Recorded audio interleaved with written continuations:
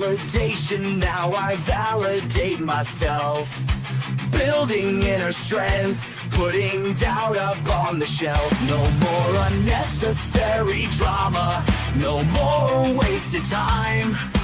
Climbing higher constantly, making my own climb. Standing on higher ground,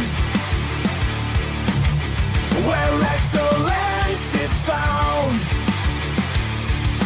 My potential knows no bounds. Raising the bar, breaking ground. My network is my net worth. Choose your company wise. Surround yourself with eagles, not with sheep in disguise. Every interaction is a reflection of my brand. Quality over quantity, that's my personal command. Standing on higher ground, where excellence is found. My potential knows no bounds. Raising the bar, breaking ground. Whoa. I'm not just living, I'm manifesting my vision. Cutting through limitations with surgical precision. My expectations are my compass, my respect is my shield. To mediocrity and chaos, I will never yield.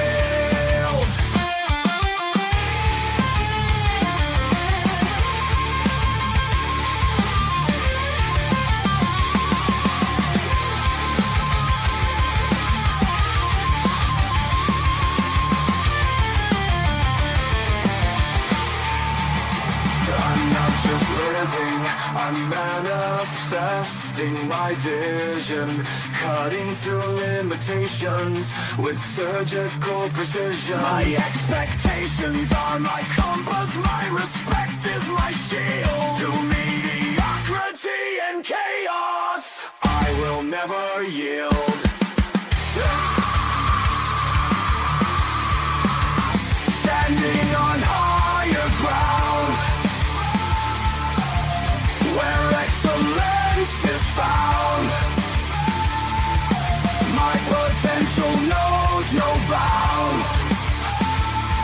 Raising the bar, breaking ground.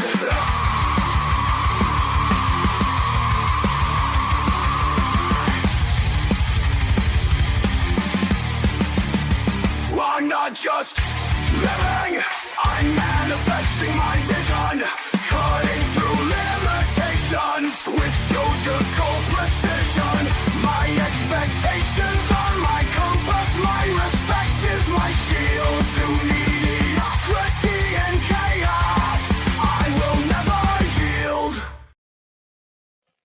How you doing, ladies and gentlemen? Welcome to This and That. I'm your host, Xander, where we're talking about this, that, and everything in between. Oh, look at that. The camera tilted like a son of a bitch. There you go. I'm trying to figure out why everything crooked. Oh, Lord. At least everything worked the way we wanted to work today. Okay, look. We're almost on time. We're about 10 minutes late today, earlier than what we were yesterday. So check this out. We're live 7 nights a week, and while we do not let the sun rise without going live, we don't always start on time, and that's why we ask you guys to like and subscribe, hit that notification button, mash those reaction buttons, and go check out the membership. Um, Different topics every night of the week. We typically start on Sundays with questions and comments from the fans. Monday, Tuesday, and Wednesdays, business and politics. Yesterday being Monday, we talked about the third term possibility. We had a lot of feedback on that. The polls were wild. We ended up rounding off. Not too many people actually put their 2 cents into the poll, while they did put their 2 cents into the topic, and we ended up with like 80% that said no to the third term. Michael tried to vote twice, pulling a Republican move. um, so typically what we do is Monday, Tuesday, and Wednesdays, business and politics, and Monday is when we talk about how politics negatively impacts your ability to make, save, and invest money. But whenever there is political disarray, you can always turn a profit. So I always point out ways for us to make money off of the public disarray. Um, Tuesday today we talk about ways to make money, save money, invest money, budget money, different ways to think about money. And today we're talking about the second part of our two-part special related to the cybersecurity as far as your personal identity. So we want you guys to pay attention to this because I put the 5 free hacks to shield your identity from AI fraud into the membership. It gives us a list of things that you can do, and a lot of those things are free that you can do to start off with. So there's more than five, but there's 5 free ways that you can proactively monitor your identity and proactively remove information that doesn't belong to you, where the beginnings of identity theft would start to manifest to prevent yourself from being caught up in identity theft, and then allow yourself to curate um, your identity, your credit score, and everything to that effect. That's in the membership. Now, after that, on Wednesdays tomorrow, we give you guys information about different countries around the world that you can invest in, potentially go and live in. Um, we had a lot of people say yesterday that if Donald Trump gets a third term, that they would leave the country. That's what everybody said when he got elected the first time, that they would leave the country. And I've been giving them a list of places they can go. And a lot of them are 30% of the cost of the standard of living in America. Like, for example, I always promote the Philippines because the Philippines is number one for expat travel for multiple reasons. One, your foot in the door is a $24,000 a year income that you can prove that you are able to make while in the Philippines, whether it's a brokerage account, whether it's sales from offshore, whatever. As long as you are capable of proving that you are getting a $24,000 a year deposits into your Filipino bank account or Filipina bank account if you're a dude, uh, you're able to um, oh no, I had it right the first time. Filipino for the dudes and Filipino for the women. You were able to get your visa, your citizenship, your long term, whatever, and they have the rollover factors over there, so you can turn your extended stay from a 1 year stay to a forever stay, right? With very little effort, and with a moderate standard of living, middle class, upper middle class, being $2,000 a year, you can find you a fantastic place to live over there. And then as a man, you'll be able to find a traditional wife that is family oriented, goal driven, still modernized. So she'll get up, go to work, come back to the house, and take care of you anyway, as opposed to the Western women that will use the excuse that they have a job to not want to do anything for their man, and then use the excuse that they're a woman to be entitled to being kept and put on a pedestal while not reciprocating that same treatment. So, like, Philippines is number one. Yes, you can do Vietnam, Indonesia, Taipei, Thailand, Hong Kong, some of the other places over there, but like Hong Kong is almost as expensive as New York. However, some of the entry levels over there, like South Korea, good places to go to find that same type of family oriented woman, but some of those places have like a $72,000 a year entry point. Might be a little bit too expensive for some folks. So, like the go to, like there, if you qualify for food stamps in America, you qualify for middle class in the Philippines. So it's like there's different countries around the world that you can go to, and that's not the only place.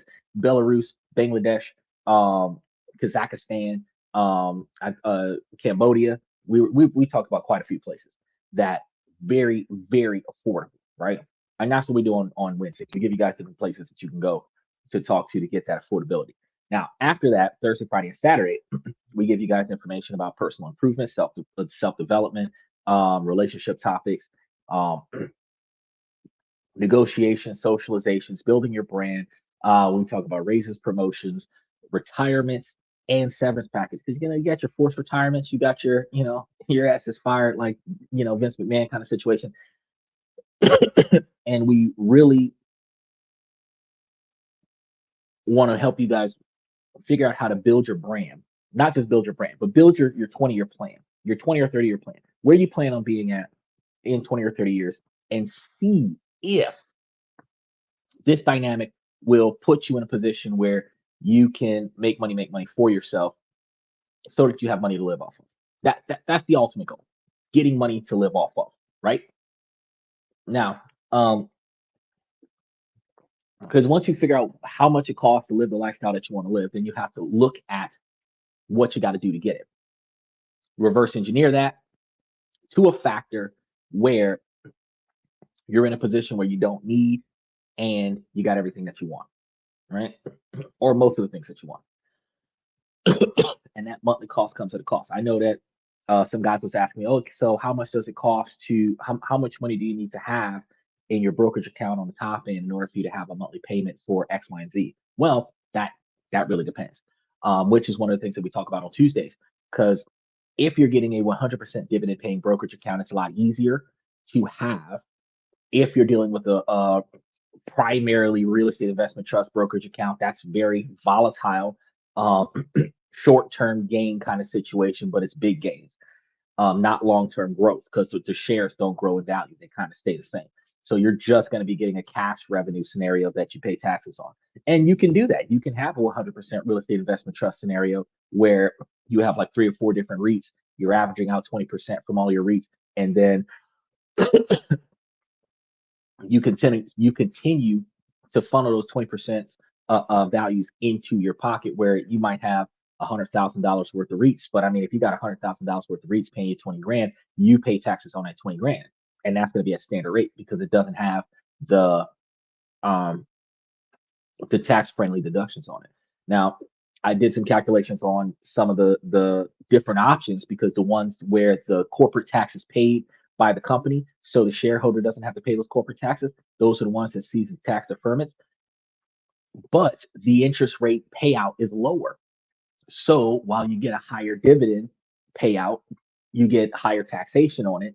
The difference between the two, you still make more money over time, but you give less money to Uncle Sam. So you got to ask yourself, do I want to be all dividend covered where I don't have to pay taxes on that money and get less money, but give Uncle Sam nothing? Or do I want to be rolling in the dough and just break him off on whatever I got to break him off on, right? It's all in how you decide to do it. But if you have a fully dividend paying portfolio, like some of the ones I put into the membership, you would find yourself with the type of portfolio that generates enough capital where if you're doing 10%, 12%, 15% return on investment for every $10,000 you put into the bank, or not the bank, the brokerage account, you're looking at like $1,500 back on your return. Now, imagine that if you say, well, and that's for the year. So if you're saying, well, if I want $1,500 per month, then that means I'm looking at having to get like 15,000 or 18,000 per year. And when you start looking at it like that, you're looking at 18,000 per year. You're looking at 18,000 out of potentially 200,000 or 300,000, right? For that 15% or that 18%, right? Now, people don't think about that, but whenever you're trying to buy something, whenever you're trying to go towards something, if you think, well, I want that new whatever, and it's like a $300 a month payment to go get it. Cool. $300 a month payment to go get it. If you're looking at reverse engineering a $300 a month payment, you're looking at $3,600 a month. And depending on if that's a 10% return on investment or not, more or less, if it was on average a 10% return on investment, or let's say a 13% return on investment minus 3% for taxation, you know, you're looking at now saying that that's going to be upward of like 36 to 50 grand to get that $300 a month payment, right? So for those people who live broke, and I say it like that because if you're spending 5 grand on prom, 50 grand on prom, and you're thinking about how fuck that 50 grand on prom could have been giving me like $500 a year, that 50 grand on prom could have been giving me $5,000 a year. And at $5,000 a year, it would have been, you know what I mean, almost $500 a month, like $450, $500 a month. That would have been a revolving income. Even if I put that in a brokerage account for my kid's allowance, if I put the 5 grand or 50 grand or whatever into the brokerage account, and now the kid is getting like $400 or $500 a month back on that brokerage account, instead of me continuously giving my last $400 or $500 to this kid to do stupid stuff with because you're not teaching kids financial responsibility, they would have a flat rate principal that will forever feed them that money, which means I no longer have to give them spending money. They can spend what they have or go get them a fucking job, and I can put the rest of my money somewhere else where I can make money for me. These are decisions that people don't do. And that's what I try to tell you guys on a regular basis. So with that being said, that's one of the reasons why today we're going to be talking about these cybersecurity hacks. Because when you're stacking your capital, somebody finds out that you're stacking your capital, and somebody comes and tries to pull the rug from under you, and then they want to tax you on your capital gains. It's a problem. It really is. So here's the thing. If you imagine for a second, imagine a person that thought their smart speaker was their personal assistant, because that's what they teach you. Siri, Cortana, Alexa, Bixby, all of those personal assistants. It plays your music, manages your shopping list, and even tells you jokes. You see some people with those Siri that be trash talking them, and they be recording that to show how reckless Siri can talk to folks. Yeah. But then one day, after a minor car accident that wasn't even your fault, your insurance premiums go through the roof. And the reason? Your data profile, fed by thousands of little details about your life. It's going to flag you as a high risker. Yeah. Things like your frequent requests for late night high energy playlists, where they start being interpreted by an algorithm as a sign of potential sleep deprivation. Now, to be clear, there isn't a documented case of a smart speaker directly tattletaling on its owner to an insurance company. The reality is more complex and frankly more disturbing than you might think. So you don't have your equipment uh, spying on you in your home per se, but you do have a data fire hose that's going on.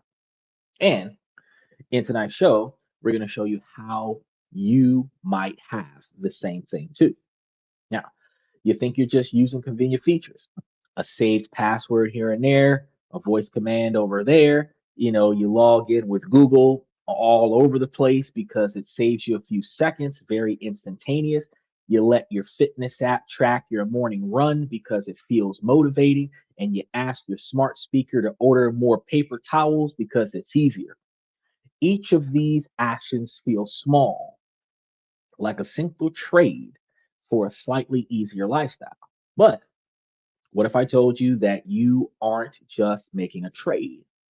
You're building something piece by motherfucking piece,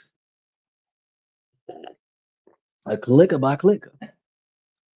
You are assembling a weapon, and it's a digital profile of your every habit, your every vulnerability, your every quiet desire.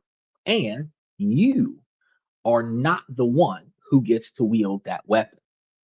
This weapon is being sold legally, matter of fact, to the highest bidder, which are advertisers, insurers, data brokers, political campaigns, and they are aiming it right back at you. Now, this isn't a dystopian fantasy. This is a documented reality of our digital world.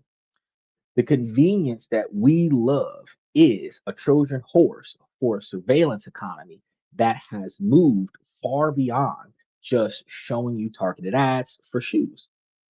It's now influencing your loan applications, your insurance rates, the news that you see, and even emotional states that you actually have. So we're going to unmask this entire system. We're going to show you exactly how your data is being collected, what it's being used for, the harm it's already causing, and most importantly, what you can actually do to start disarming the weapon that's been built from your life's choices. Okay. Now, the original deal of the internet was supposed to be very simple. You get free service, and in exchange, companies show you some ads. But that deal has been rewritten quietly without you ever getting a vote. Then they throw it into your terms and conditions, and you accept them in order to keep using the product. The new bargain is far more invasive. You're no longer just trading your attention for contact. You are trading your autonomy for convenience. So think about that. Think about the last time you signed up for a new app. Did you bother creating a new username or password, or did you just click the friendly blue button that said continue with Facebook or sign in with Google? It's very seamless, real easy, but it's not just a login. It's an act of consolidation. You are basically telling Google or Meta, here, go ahead and connect this new piece of my life to every other piece you already have. This is going to be the first step in building your digital weapon.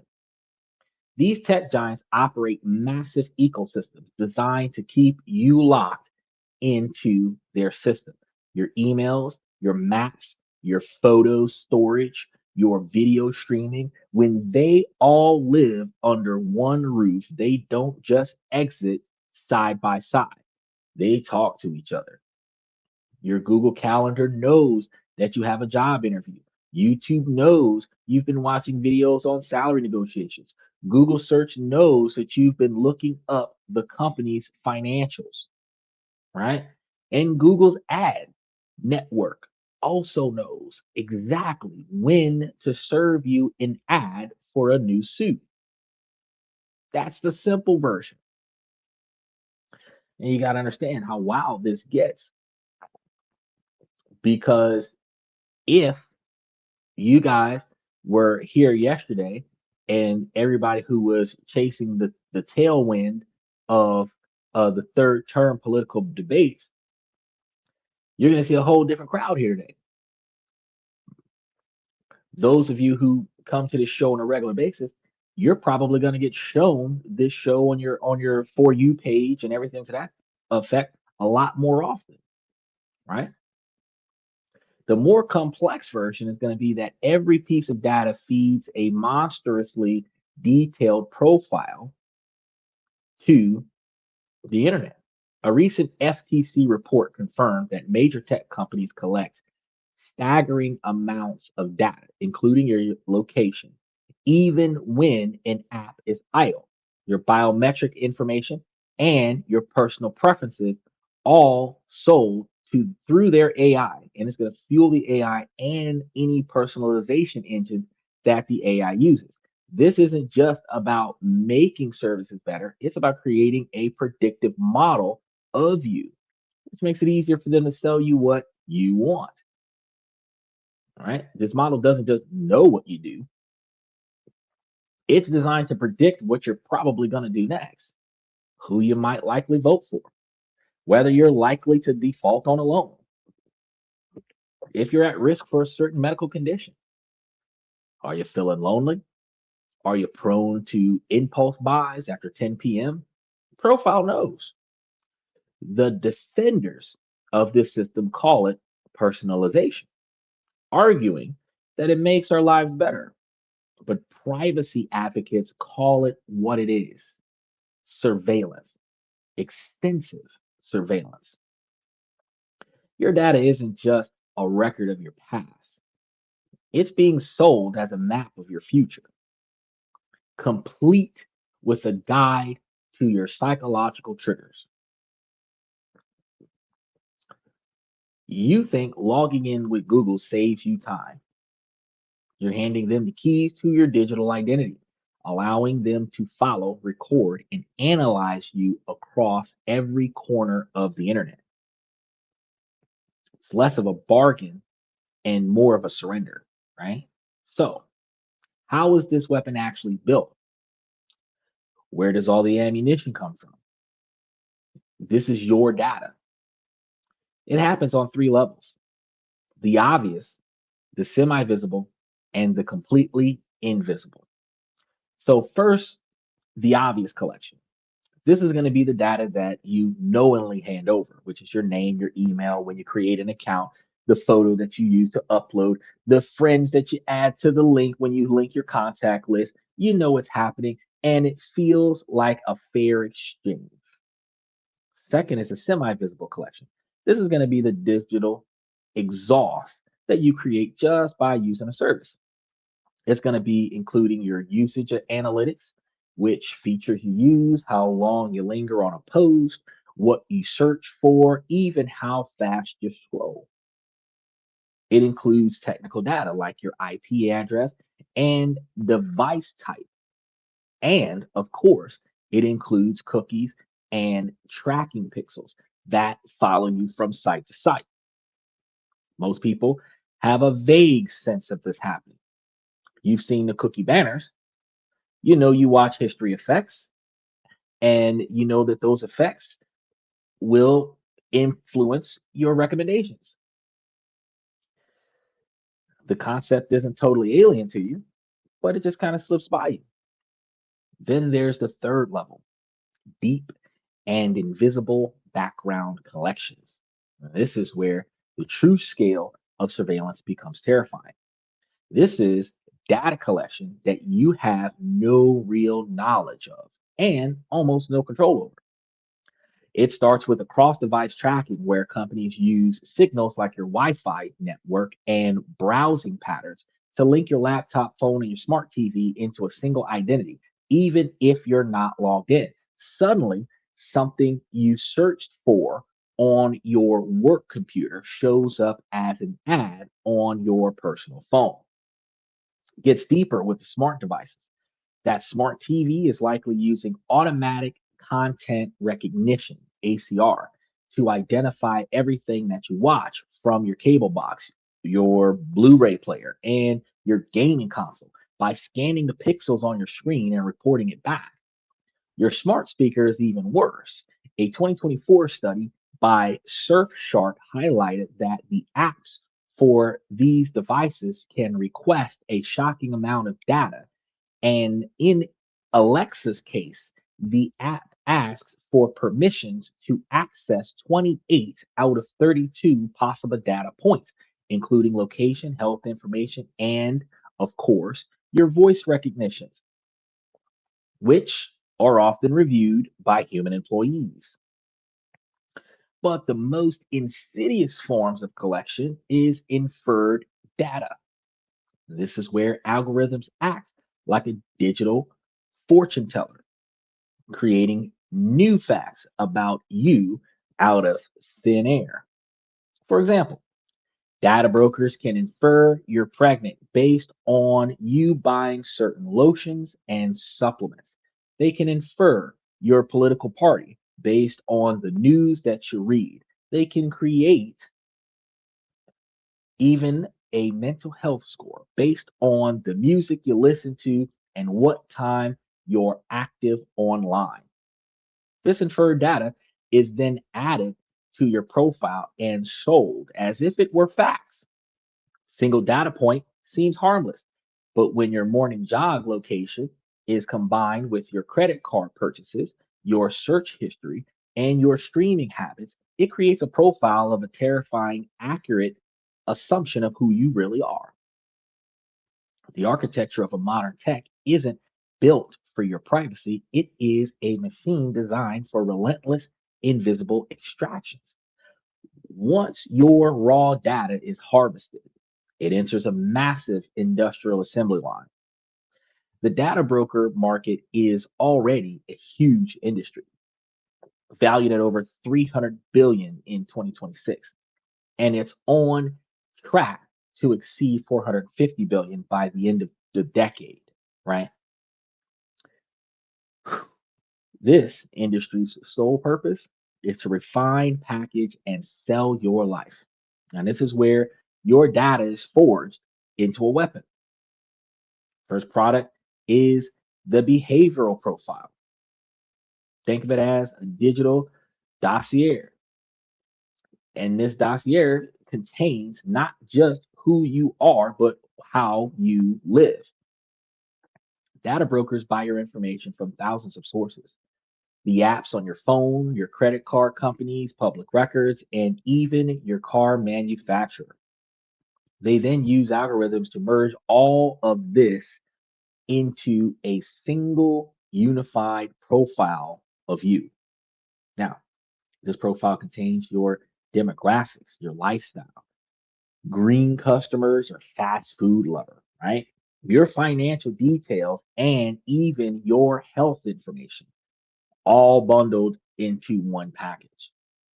Your wearable devices tracks your sleep patterns, but that data usually isn't protected by health privacy laws like HIPAA. So while some health services do voluntarily comply, most consumer gadgets don't have to. So that data can be sold and used to infer things about your physical and mental health. Your profile might contain a depression score or a uh, propensity to purchase score for hundreds of products. There are data brokers that specialize in creating lists of people with specific ailments, from diabetes to cancer. The second product is going to be a set of predictive scores that's going to be even worse than the first set of scores. Your profile is going to use these scores to generate a predicting algorithm of your future value and your future risk. Insurance companies are a prime example of this.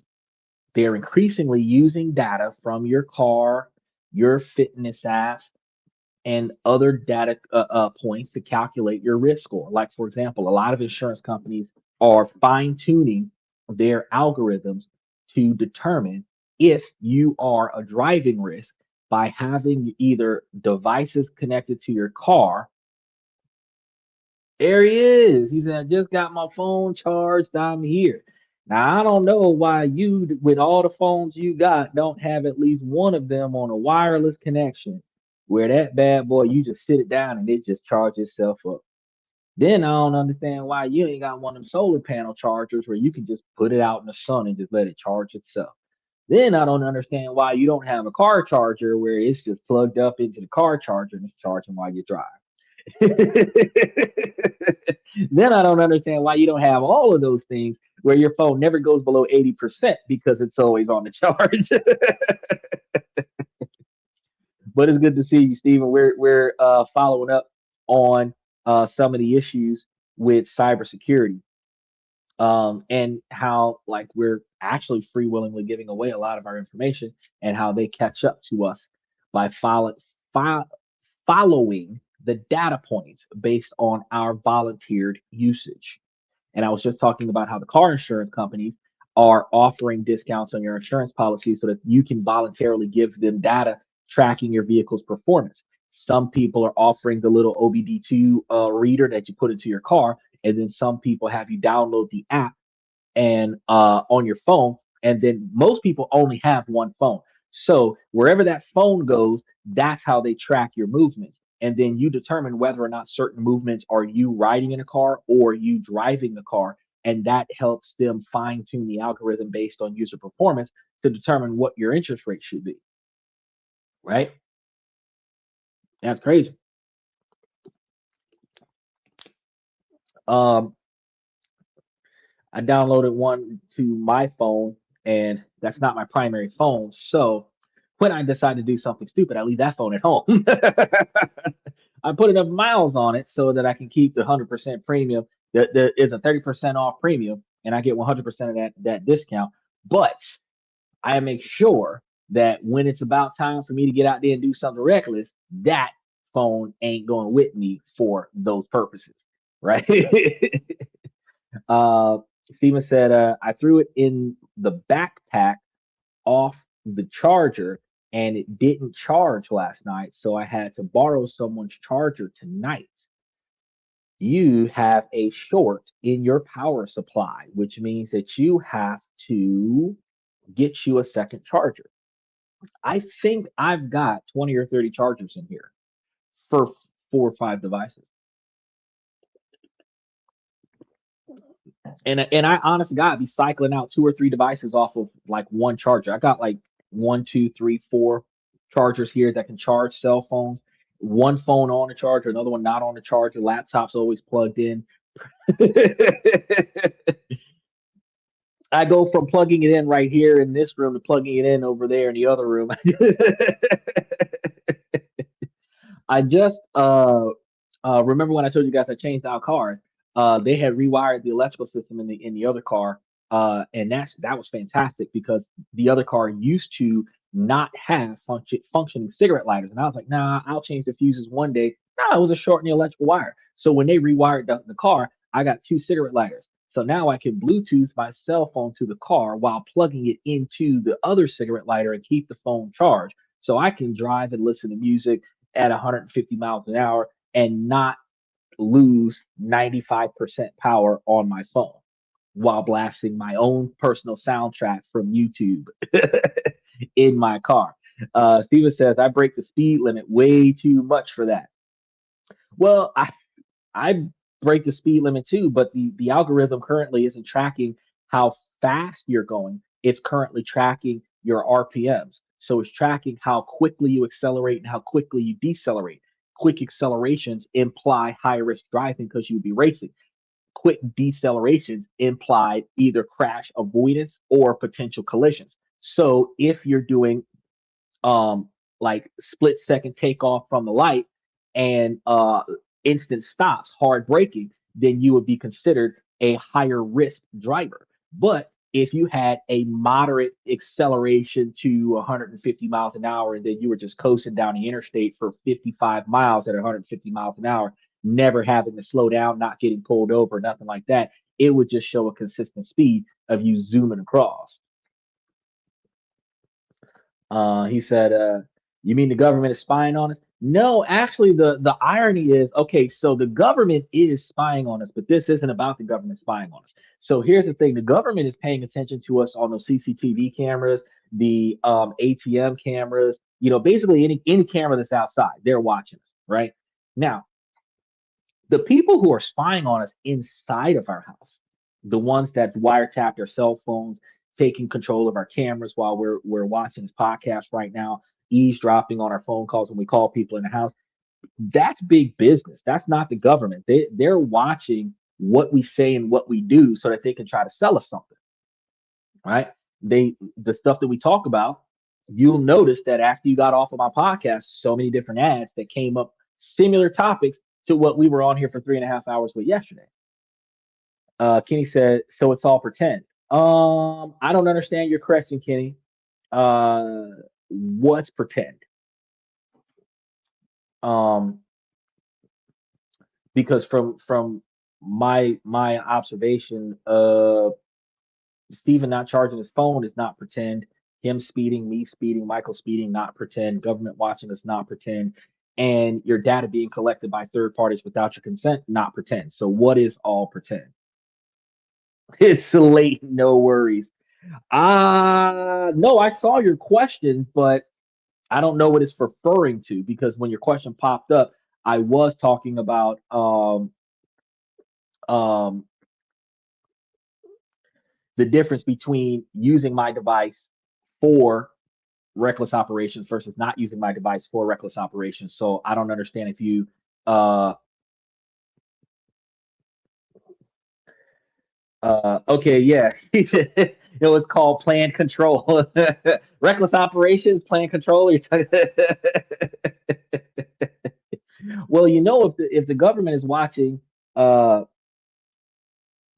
if the government is watching what we're doing, uh then yeah, they can plan to control what's going on. But it's a prediction, and a prediction is a hypothetical. Oh, you're talking about reckless driving is plan control? Y'all are using terms. I'm sitting over here like, what is it referring to? Because I'm talking quick, and your comments aren't popping up as quick as I'm talking. And I know you meant it for a reason, and it probably was a funny dive in, but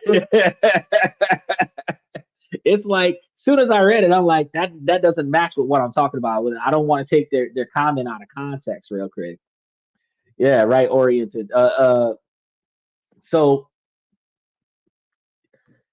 the oh yeah, oh yeah.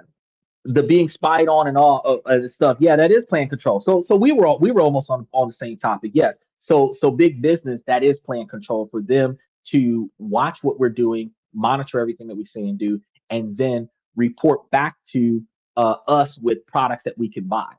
I know there's a lot of ads that show up on the show to random individuals. People catch ads, and when they catch those ads, they're like, "Holy shit!"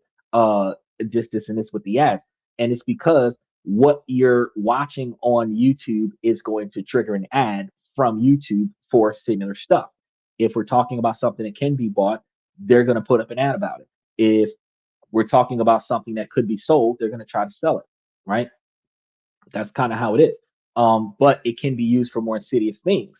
But right now, we just started talking about the topic because while you guys are falling in, we're just talking about the topic of how it actually impacts your personal information, where it kind of it takes your information and it sells to other people. Now, here's the funny thing, because if back in the day you used to get mail that it was like junk mail. We would call it junk mail, where they would have a congratulations, you pre-qualify for a car. Congratulations, you pre-qualify for a credit card. Those algorithms are it's the same thing. Congratulations, you qualify for a loan for a house, or congratulations, you qualify for a GI Bill. Call this number, right? It's a hot lead because an algorithm said that you're trying to apply for a loan. So now they're going to send you advertisements saying, "Hey, you pre-qualify for a loan. Call me. I'll give you a loan." And then you're going to call them because you need money, right? Steven said the only ads that get me are pizza ads. It doesn't mean that if you look at certain things on social media, they will put up an ad for some of that stuff. If you look up too many cars, they'll start putting up used car ads. If you scroll through like weapons, they'll start putting up weapon accessory ads. If you're looking at a bunch of girls in lingerie, they'll start showing you clothing store ads. Stuff like that. It's just it's not perfect yet. But you'll notice that if you look at 5 or 7 different things of the same genre or same topic in less than an hour, you will find that ads similar to the content that you're looking at starts coming up trying to offer you shit that you don't want. Michael says, I'm targeted with Depends diapers. You should be targeted by funeral homes, life insurance policies, death benefits. Medicaid and Medicare should be calling you with plan A, B, C, and D. Like all kind of stuff with you, Michael. He said, I literally bought something and then I pulled out my phone and got an ad for the exact same product. Because just in case you didn't like it the first time, here goes another one. Put enough pizzas on the screen and I'm calling pizza. But I be trying to get them bastards to deliver. Shoot. Before I call people. Look, as much as I love me some Pizza Hut and some Domino's, I will get me some DiGiorno pizza in a heartbeat, bro, because I can get DiGiorno dropped on my doorstep at 5 o'clock in the morning, take my dog for a walk, bring it inside, stick it in the microwave, and heat that bad boy up. Yes, I said microwave. I had a big ass microwave from Walmart. I could put a supreme pizza in that bitch. 6 minutes later, I got me a damn good pizza. Fuck a oven. Put that bitch on pizza. Look, the microwaves are so advanced these days. You push the button that says pizza, put the pizza in the oven, close the door, and then it's gonna just keep doing its thing, and then it's gonna beep, and you got this big ass pizza, perfectly cooked, crusted and everything. Take it out of the microwave. Living large with the microwave pizza. Hey, it's one step above ramen noodles. Microwave pizza, top ramen, Red Bull, and Monster. I'm trying to tell you, the college life, anything's better than a McDonald's cheeseburger. So these guys are increasingly using data from your car or your fitness apps to calculate your risk. Driving a little too fast, your premiums might go up a little bit. Don't hit that 10,000 step. You could be charged a higher rate for life insurance on your next premium renewal. These scores extend to nearly every part of your life. A credit worthiness score that goes beyond your official credit report, a fraud risk score. Fraud risk means that you are at risk of being defrauded, not just you being fraudulent. And that score is used by a bank and even an employee churn. This employee churn score predicts how likely you are to leave your job. So think about every time that you've quit a job. Back in the day before technology, Michael, you know, Steven, you know, when we used to quit a job, the only people who knew we quit to quit the job was the people we worked for and the people we told. Today, every time you are unemployed, you go back into the census of unemployment individuals. Every time you get a job, you go into a category of employed. Whenever we're in unemployed, we broadcast it by filing for unemployment. Whenever we're unemployed, we broadcast it by filling out applications on application websites to find another job. That data shows the job we used to have, we no longer have. That's why we're looking for a job. The frequency in which we look for a new job, right, indicates how often we don't have one. Which means that if you're changing jobs every 9 months, you're likely high risk to quit this job. So an employer might look at that and be like, nah, no, we ain't gonna hire him unless they're desperate, and that means that they have a high turnover ratio, which means that there's a low work ethic, not low work ethic, low employee satisfaction, and that's why they have a high turnover. So they'll take anybody. But if you're looking for high job quality and they're looking at high stability employees and you change jobs every 9 months, you have a new job every year, it's been 20 years, you've had 30 jobs, they're not going to hire you. Is in my 20s, I would job hop a few times a year. Yeah, I had two, three jobs at a time, all in the same industry, but I would go from this place to this place, go back to the last one. They were short staffed. I got hired on the spot because I'm already experienced. I used to work there. I just didn't like the management. Management got fired. I come back. That's how it worked. You can't do that these days. You're going to be judged. You're being judged by an algorithm based on data that you didn't even know was being calculated, right? Now, the final most dangerous product is going to be manipulative systems. Now, this is the fully assembled weapon. The detailed profiles and predictive scores are plugged into AI systems designed not just to persuade you to buy shit, but to manipulate you. Now, social media platforms are masters of this. Their algorithms aren't designed to show you what you want, but what will keep you engaged the longest. An FTC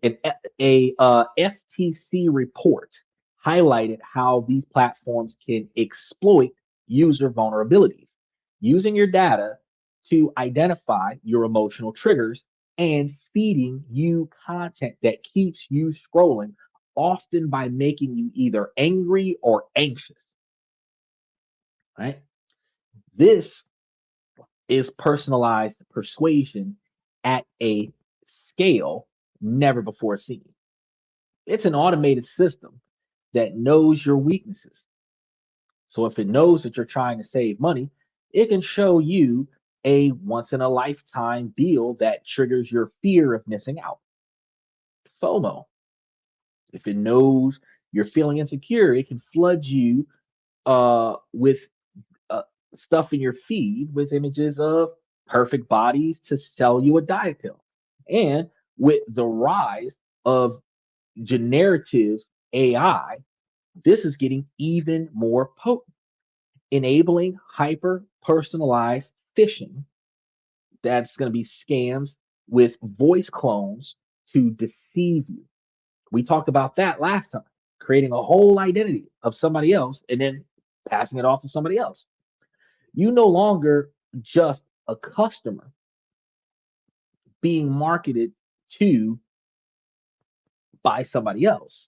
You are the subject of a massive ongoing psychological experiment where the goal is to control your behavior for profit.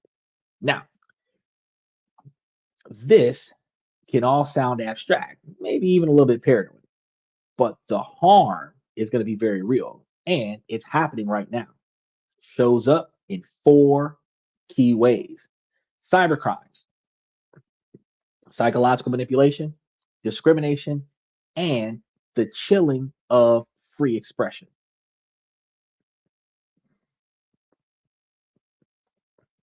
Is that the only thing that could work other than pizza is wings?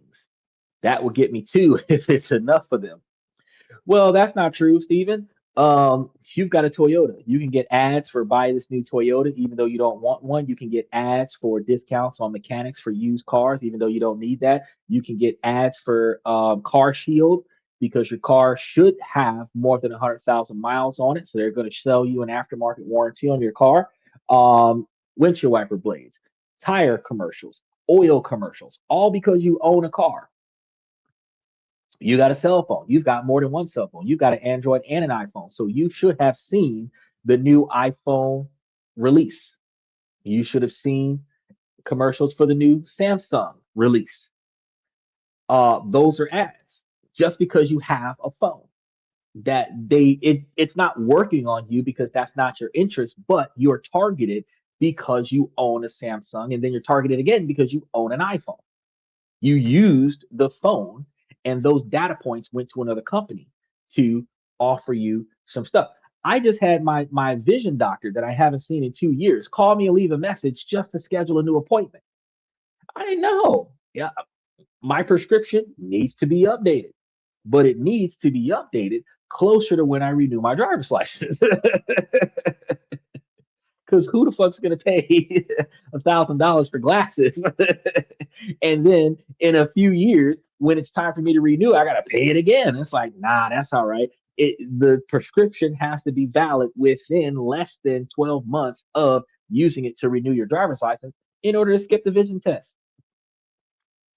But they know they haven't talked to me in a while. So they're gonna call me and say, hey, can you come down and do X, Y, and Z? Why? Because I'm a data point that they haven't seen in a while, right? That it's going to get you. Um, you're having issues with your phone. You're going to see accessories for sale that you didn't even think about. You're starting to buy new clothes in different places to change your attire. You're going to see clothing stores out there, men's suits, dress casual outfits, new shoes that are sometimes it's going to be sneakers and stuff, but a lot of times it's going to be because you're looking into dress shoes. They're going to start giving you ads for dress shoes at discounted prices. You know, they trigger you not just to get things that you want, but to compel your emotional insecurities to get things that you don't need. Like those of us that are wrestling fans have always seen that what is that championship, whatever belt guy, the commercial with the WWE title, get your own custom WWE title. They're all over the place, right? Just because we turn SmackDown on a couple times a month, right? It happens without us even knowing about it. You can go to a restaurant more than once and get a restaurant ad on your device simply because you stopped off at a couple of restaurants.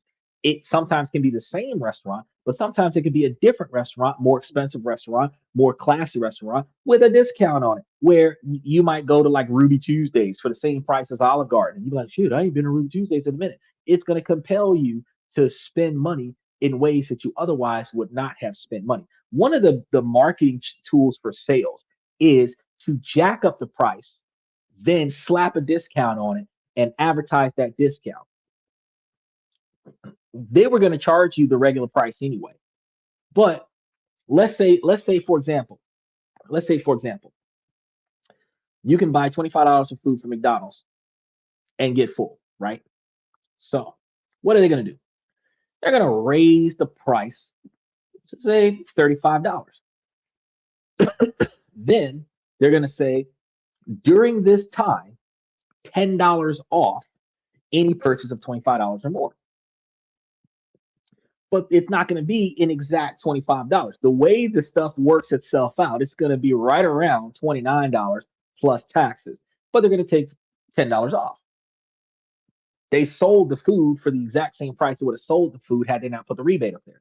But the mentality of the broke-minded individual is I'm getting it cheaper.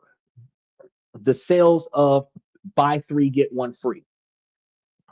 If it's $100 a tire, you spend $300 for four tires instead of $100 a tire for three tires. Buy three get one free, right? But if it's fucking $87 a tire, you buy four tires. You know what I mean? It's still almost the same price with taxes, right? So it's the fact is that they can overcharge on the product unnecessarily and then slap a rebate on it. Now, the funny thing about it is if you don't want the rebate, pay for the inflated cost. For example, iPhone 1695.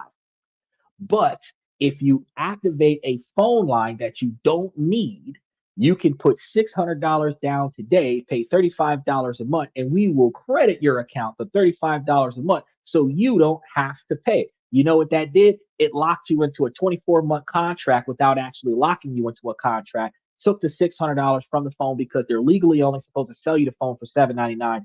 And then you got a phone that you're leasing from them technically, which also bypasses the mandatory law where they can't sell it for over $799. Then they're going to give you the incentive to say trade your old phone in as a down payment towards another phone. Now, you've held this phone for at least a year. You've put at least 50% down on a phone, the $600 up front plus about $400 on the back end for monthly payments, right? You owe about $400 left on the phone, right? There's nothing wrong with your phone, mint condition, right?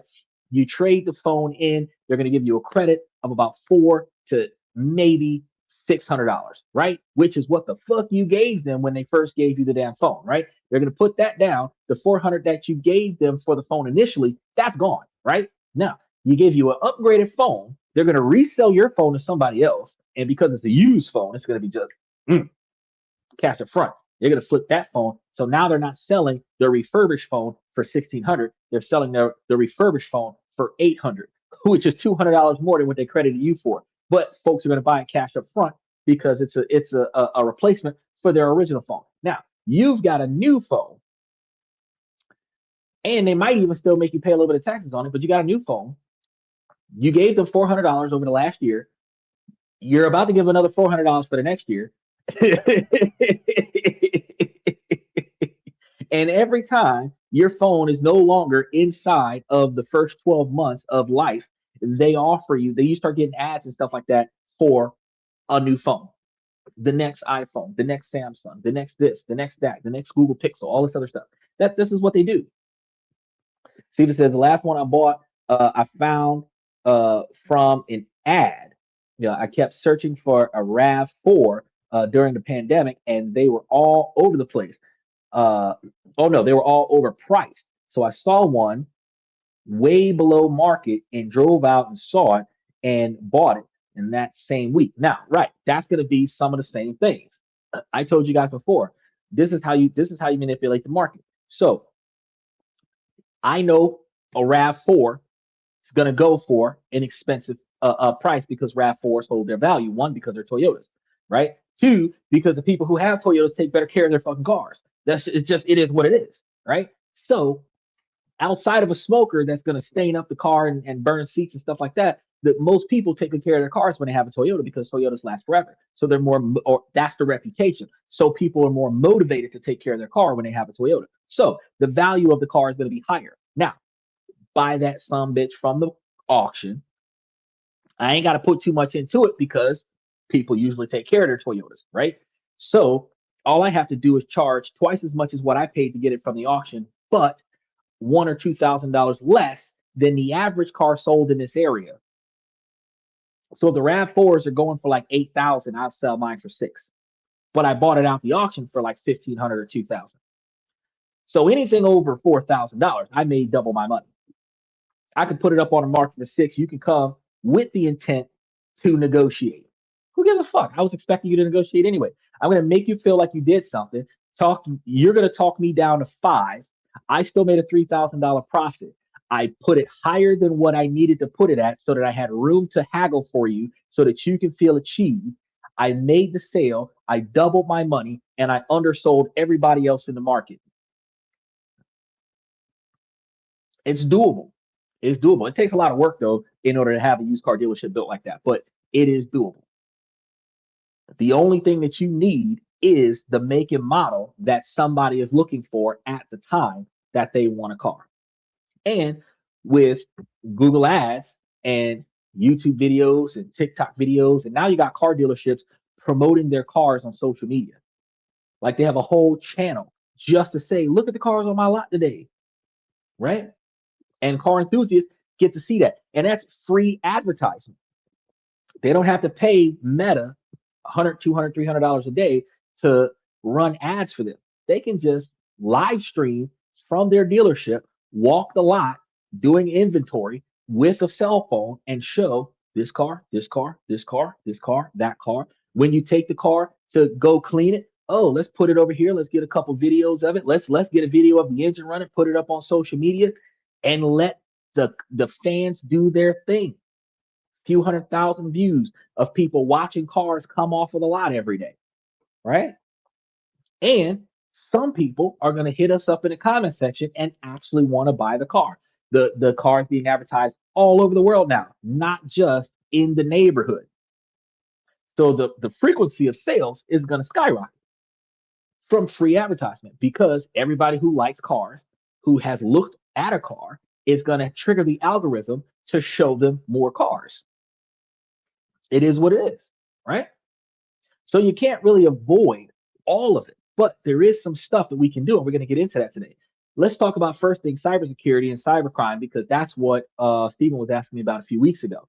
Now, every database full of personal profiles is going to be a gold mine for hackers, right? So when these systems are breached, and they are constantly breached, your data is what we say that your digital dossier falls directly into the hands of the criminals, right? This is the biggest problem. This is my biggest concern, right? Now,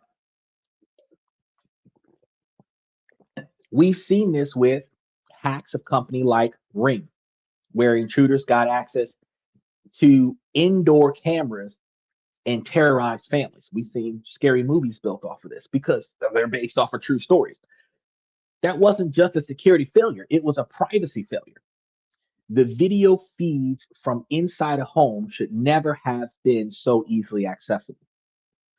Data brokers themselves are a massive engine for identity theft. When your name, address, and date of birth are compiled and sold, it becomes trivial for a criminal to impersonate you, which is why it's so hard when your identity has been stolen for you to prove that you are who you say you are because somebody else was saying that they were you until you realize that they weren't stealing your identity.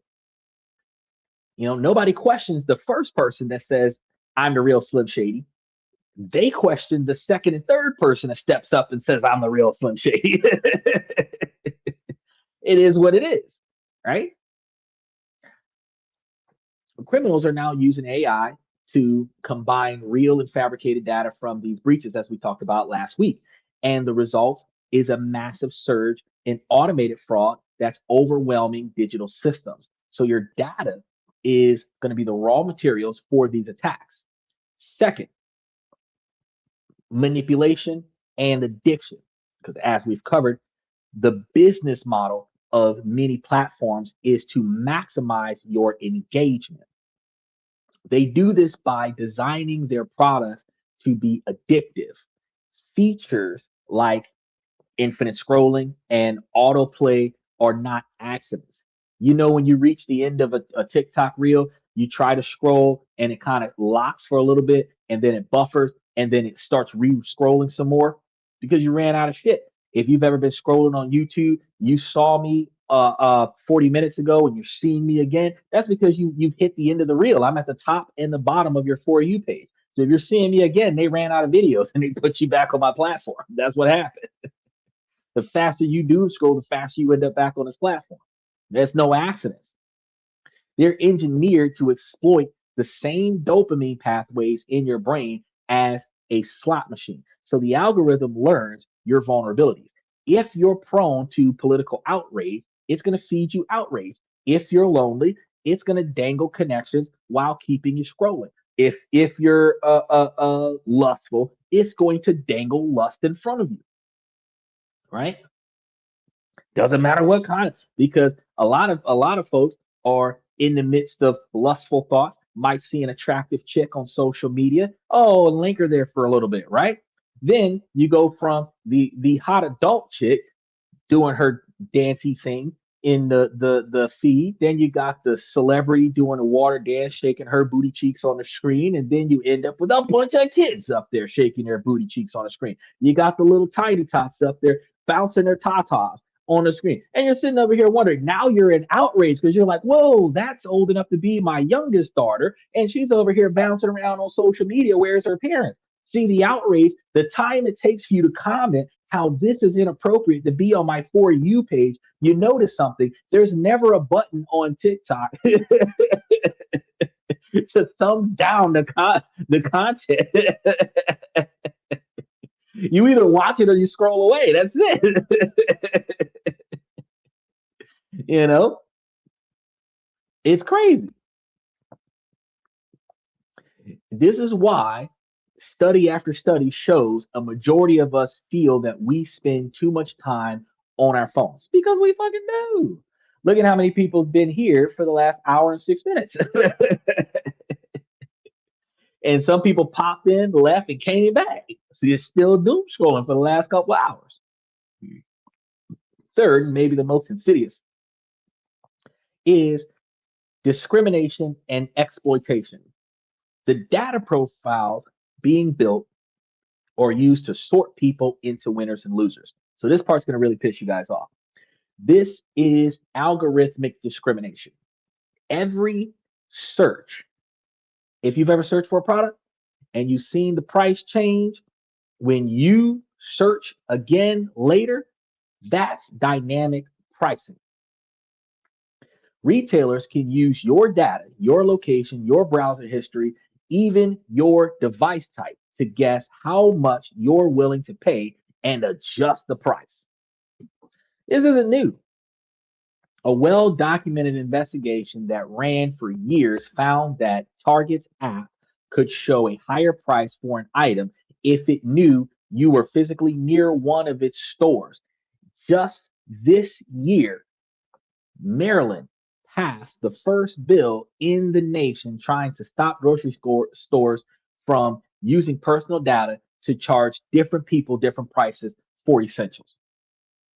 This discrimination goes far beyond pricing. Job ads can be targeted to exclude older workers. See, Stephen, you and I, we're getting there. We're getting there, right? Housing ads can be steered away from certain neighborhoods. This creates a society of digital redlining where opportunities are granted or denied based on the secret judgments of an algorithm with no transparency and no way to appeal the decision. Finally, there is the chilling effect because when you know that you're being watched, you change your behavior. You self censor, you might hesitate to search for information on a sensitive health issue or a controversial political topic because you don't know who is logging that search as something else. Special shout out to Joe Jack. He said, "Yo, I got my stash account. Good. You got 5 days left to dive up into that. As soon as you get in there, go to the stock party. On the app, since you done logged in, on the app, I'm gonna go to it right now. I'm gonna tell you where to go. Uh, Hold on. See, bioprint. They watching me. They watching me, man. So on the app, what you got to do is first when you log in, you're going to see at the top of the My Stash page, which is the little house page. Um, you're gonna see the total value, which should be zero because you ain't did nothing yet. You scroll down, and you're gonna see personal portfolio, Roth IRA. Before that, you're gonna see your streak and stash rewards. Real quick, Steven, if you haven't done it yet, You see stock party. I know you did the stock party, Stephen, but below that it says learn and earn. If you go there, there are 12 little things. And I think I told you about this before, Stephen. There's 12 little things that you do. It doesn't take that long. It's like 2 or 3 clicks, and each one of them will give you a stock, like 12 or so of them, free stocks that they give you just by learning a little bit of stuff about stocks right now as soon as you get on the app. Then you have the stock party, which is going to be right there below stock back rewards. It's going to be below the button that says maximize your rewards. You don't need to maximize your rewards. You can just do the basic because, I mean, going from $3 to $9 a month makes no damn sense. What they say they're going to give you $330 a year, yeah, you're going to spend more. Just stick with the basic, right? And then go to stock party. And when you go to stock party, all you got to do is just click it. You click it. It's got 4 days, 23 hours, 25 minutes, and 52 seconds left. So if you click it and you get you some free Tesla stock for today. So you got to get in there, right? Uh, He said, hey, we ain't old. We're seasoned and in our prime. You're right. We are seasoned in our prime. But you know what the problem is, Steven? Is that while we're seasoned in our prime, we're in a position where it's hard for us to get jobs, change the way we do jobs because we're seasoned and we're in our prime. We find ourselves in a position where if you want to middle finger the job that you're going on, it's harder for you to do it because you're seasoned in your job. If you love your job, it's not that big of a deal. It's not that big of an issue. But if you hate your fucking job and you wish your job would burn to the fucking ground, it is harder for you to switch jobs because the discrimination that's happening on the apps. They don't want you to go anywhere because you're too damn old. You got certain people that are looking for 18 to 25. And since that's what they're looking for, until you get 18, they're not going to offer you the same shit that they're going to offer the other kids. Is that I now have to refer at least one person a year. No, no, no, no, no, no, no, no, no. The refer thing says that you have up in a year's time that you can refer up to $1,000 worth of people at $30 a person, which 10 people is $300. That's like 10, 20, 30, maybe 35 or 40 referrals a year to get the whole $1,000 worth of referrals. Um, and you get an extra $1,000 of cash for getting other people to join the app. All you got to do is just pass by people that you know that could really benefit from the shit that we do and be like, hey, I'm seeing improvements in my money. You can too. Download this app if you want to. Send them a link, right? It said just one will do to cover the cost. No, two will cover the cost because it's $32 a year, so you need $60. uh, but you'll find that it's easy. It's easy to do to when you're talking to people that want to improve themselves. It's easy to tell somebody, hey, I'm making money off of this motherfucker. You can too. And anybody who wants to make some motherfucking money is gonna be like, well, what do I gotta do for that? And you show them. And when you show them, they're gonna be like, oh shit, send me a link. And then when you send them a link, they're gonna jump in it. They're gonna give it a swing. And when they give it a swing, they're gonna be like, oh man, that's what's up. And they're gonna be very grateful for it. But they get $30, you get $30. Whether they use it or not after they upload it and put their money down on it to start doing some transactions doesn't change anything for you. You got your $30 and you can just keep investing. But when you pass back by that person and you really want to see them improve themselves, you're like, hey, I seen that you logged in. I got my $30. You got your $30. What did you invest in? Now here goes some stuff that I was investing in, right? But matter of fact, let me show you real quick. I want to show you real quick. Um, because I can't put it on the screen. Look, look, look, look. I'm gonna go down the list. So we have look at all they were giving free stocks away, bro. They were giving free stocks away. I'm not joking. They were look at all tons of stocks. They were just giving away free stocks. This is the portfolio, bro. I didn't buy these. I only bought like 19 of them. The other 40 stocks is the one they just kept sending me free stocks. I'm like, dope. Now, granted, there's not a lot of money on each one of these stocks. There's like 10 or 12 cents, 15 cents on each one of these stocks because they handed me a stock. But because I've got like Match the Market, Delicious Dividends, Foreign Heavyweights, Amazon, uh, Alphabet Incorporated, Class A stock, which is Google, Microsoft, Costco, uh, Berkshire Hathaway, bonds nationwide. I got all kind of stocks that they just gave me for nothing, right? And then the ones that I told you guys about. So there's a bunch of stocks. Now, one thing I'm going to tell you, Stephen, real quick, that's very, very important for your ability to be successful with those free stocks. First and foremost, do not, under any circumstances, sell those stocks that they give you for free with within the first 90 days of them giving you the stock. So to give you a stock this month, you kind of want to hold on to that stock for like 3 or 4 months. Then, when you decide to consolidate your portfolio and say, fuck this stock, that's when you sell that stock. So, yeah, they're going to give you 12, 15, 20 cents, depending on whatever it is, because they gave you like less than a quarter worth of free stock. There's not billions of dollars of stock that they're giving you at one time. But the principle of the fact is that for every dollar worth of stock they gave you 3 months ago, is a dollar worth of stock that you can sell and put it where you want it to be and improve your core satellite portfolio. So your high octane dividend distributing growth stock portfolio. You know what I mean? So yeah, that Stash App is where it's at. I'm actually and the upside. Did you use the upside? Free app gas right there. That's just like free app. You get discount on gas.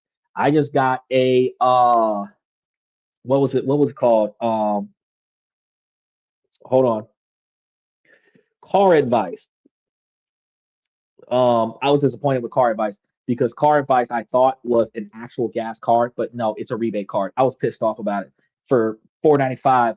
It which I can make my money off of that, but it gives me 5 cents off on the gallon for using the card through the card. But it's not as good as Upside because Upside can give you 14 or 24% and it's free. You don't have to pay for anything. You don't have to pay for a card. You have two ways of doing it. You can scan the receipt, or if you GPS your location at the pump, it automatically calculates your promo as long as you get the gas on the card within the timeline of I think 1 or 2 hours of you pinging that location, and they just put your rebates up there on the app. But you keep your receipt, take a screenshot of your receipt, and if in the event that the rebate doesn't show up, you contact customer service, send them a screenshot of the receipt. They put the rebate on your phone. Then when it's time to cash out, and I usually just cash out once a month, but you can cash out whenever you want to, and send it to your PayPal account or wherever you decide to send it to, and then you can use that cash to put more gas into your car.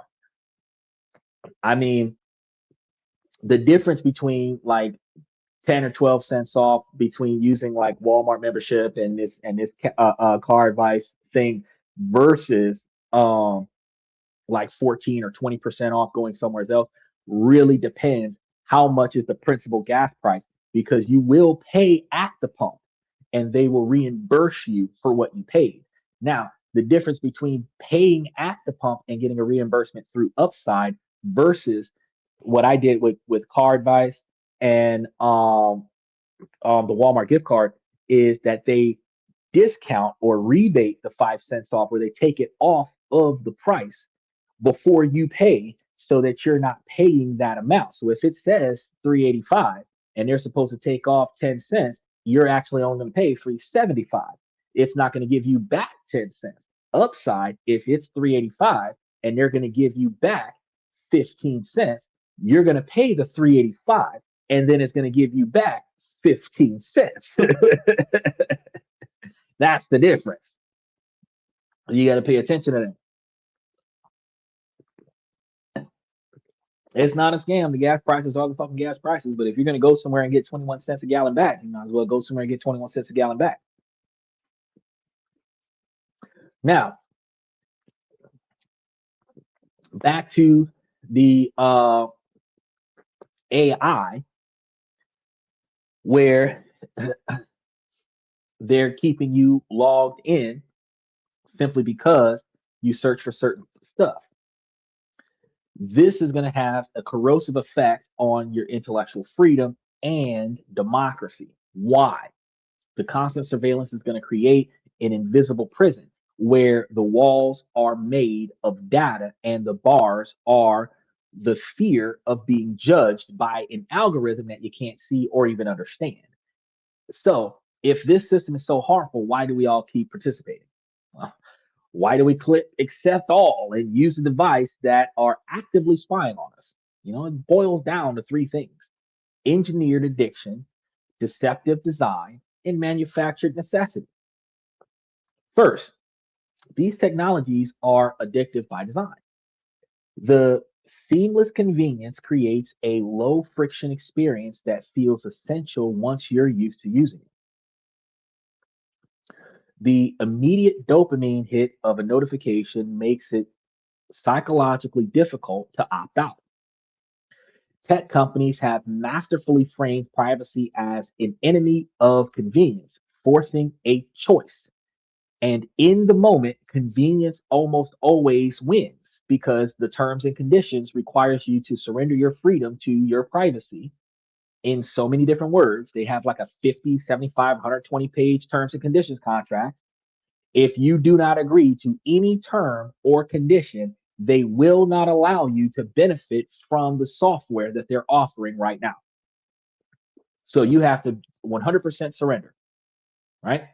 That's the only way that you can use their stuff. And because you want to use their stuff, you almost always do it, right? Second, the system is going to be built on deceptive design, often called dark patterns. Privacy policies are famously long and filled with extensive quantities of legal jargon.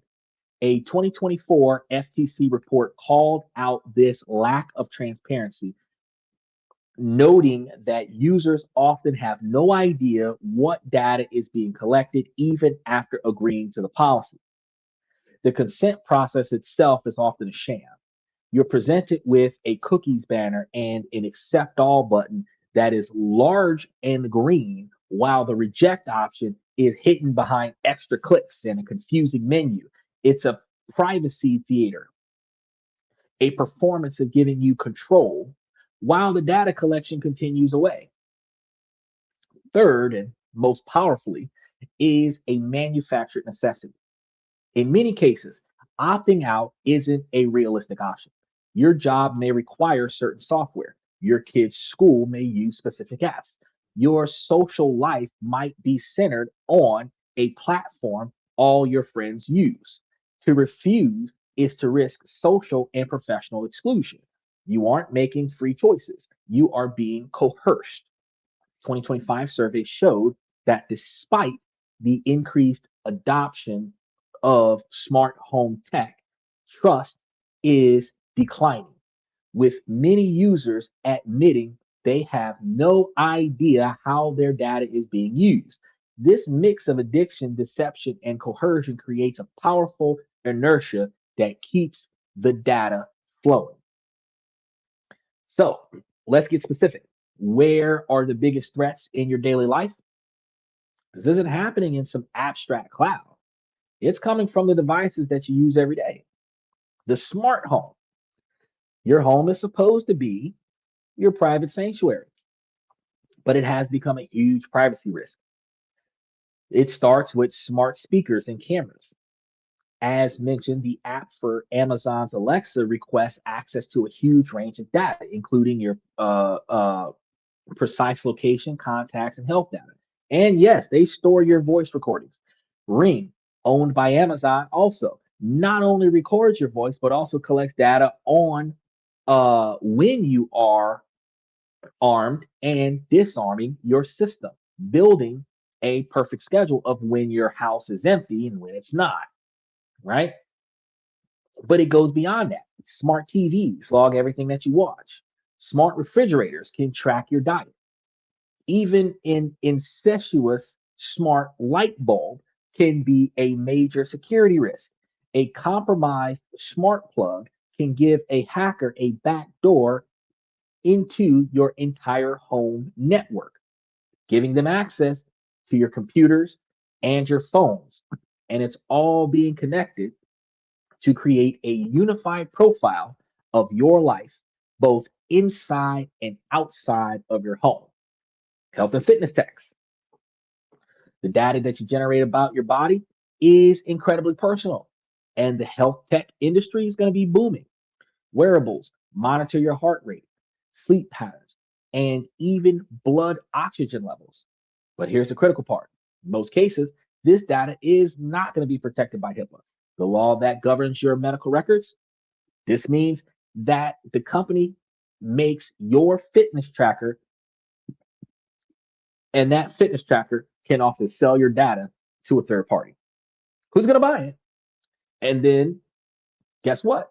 Insurance companies who might use it to adjust your premiums. So instead of you getting dirt cheap premiums that you might have would have qualified for just by answering the questionnaire, you got these super ass high premiums because they know stuff about you that you didn't know about you. Marketers who can target you with ads for sleep aids if you're restless at night. You could be working overnight, and just because you don't sleep when other people expect you to sleep, they'll be sending you ads for NyQuil and NoDoz and all this other bullshit. This is especially dangerous when it comes to reproductive health because data from period tracking apps can be sold and used in deeply evasive ways because you might be trying to improve your health, but you're also giving corporations a minute by minute ledger of your biological functions to be sold. This is crazy. Financial and shopping tech, which a lot of us use, even me. Every time you swipe a card, use a payment app, or join a loyalty program, you are feeding that machine. Your purchase history is a gold mine. It reveals your habits, your income levels, and even your life events. Buying diapers for Michael, you're flagged as a new parent or an elderly person. Buying alcohol late night, that goes into the profile too. And this is then used for incredibly precise marketing and dynamic pricing. Let's see. He said, okay, I did the stock party. What was the other thing? Okay, so right next to the stock party, you should see. Let me log back into it. You should see. Uh, it should say learn and earn. If you click that button, it's gonna have 12, 12 different short scenarios, little question and answer things. You don't have to get them right. You just have to go through them and you'll learn different things. One of them says power of regular investing. What is an ETF? How to diversify a portfolio? What is a bond? Weathering risk as an investor. What is a dividend? When is it best time to invest? What is stock bank? Roth versus traditional IRAs? What is compound investing? How much should I invest? Building an investment strategy. You go through all 12 of those, and each time you complete one, it's going to give you some free stock. Like I said, it's only going to be like 10, 5, 10, 15 cents worth of stock for each one, but it's going to give you some free stock. And it with 12 of them, it should only take you 15 minutes to get. You've seen how it dumped all that stock on me, right? That's one of the plus sides of getting it in.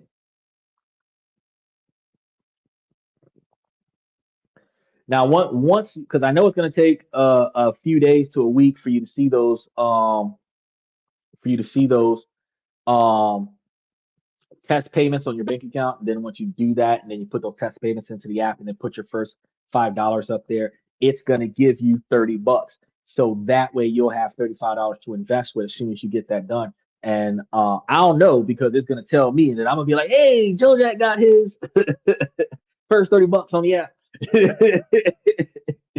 And around about that time, That's when I would take that $35 and put $32 towards the annual membership, uh, which will cover for the whole year unlimited trading. So you can buy and sell as much as you want.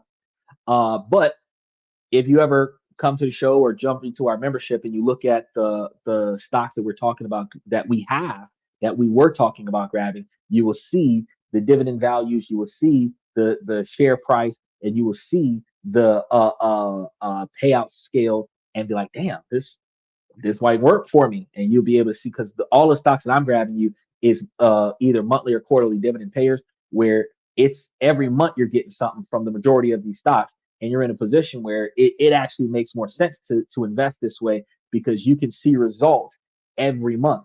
And a lot of the stocks, like the ones I covered at the last week of April, there was different stock paying out every week. So if this for the month of May, there's a different stock paying out every week. So if you had those stocks and those are monthly payers, then you would be every week getting a dividend return from one of the stocks that you buy shares in. And that actually goes, you go from getting paid once a month or getting paid twice a month to getting paid every single week. And when you start building your portfolio where each week you're getting $1,000 or $2,000 off of dividend returns, you now have a guaranteed weekly paycheck where you can say, fuck my job because I'm going to get paid next week for my brokerage account. You can keep your job, but you can also, you have an alternative. So if you're one of those guys that get furloughed because the government sucks, you got a second income, right?